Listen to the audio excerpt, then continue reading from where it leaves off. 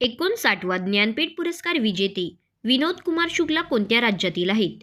59वा ज्ञानपीठ पुरस्कार विजेते विनोद कुमार शुक्ला छत्तीसगड राज्यातील आहेत.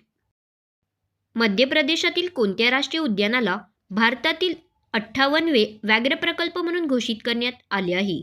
मध्य प्रदेशातील माधव या राष्ट्रीय उद्यानाला भारतातील 58वे व्याघ्र प्रकल्प म्हणून घोषित करण्यात आले आहे. कार्तिकाई दीपम हा उत्सव प्रामुख्याने कोणत्या राज्यात साजरा केला जातो? कार्तिकाई दीपम हा उत्सव प्रामुख्याने तामिळनाडू राज्यात साजरा केला जातो. CBSEने 2025 ते 26 या शैक्षणिक सत्रापासून कोणत्या वर्गासाठी कौशल्य शिक्षण अनिवार्य केले आहे? CBSEने 2025 ते 26 या शैक्षणिक सत्रापासून इयत्ता 6 ते 8 या वर्गासाठी कौशल्य शिक्षण अनिवार्य केले आहे. जगात पहिल्यांदा गर्भाशयाच्या ग्रीवेचा कर्करोग निर्मूलन दिन कधी साजरा करण्यात आला? जगात पहिल्यांदा गर्भाशयाच्या ग्रीवेचा कर्करोग निर्मूलन दिन 17 नोव्हेंबरला साजरा करण्यात आला. चुनखडीच्या ब्लॉक्सचा पहिला लिलाव कोणत्या राज्यात किंवा केंद्रशासित प्रदेशात होणार आहे?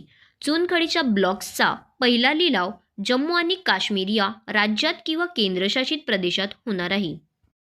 Cu-57 फायटर जेट कोणत्या देशाने विकसित केले आहे? Cu-57 फायटर जेट रशिया देशाने विकसित केले आहे.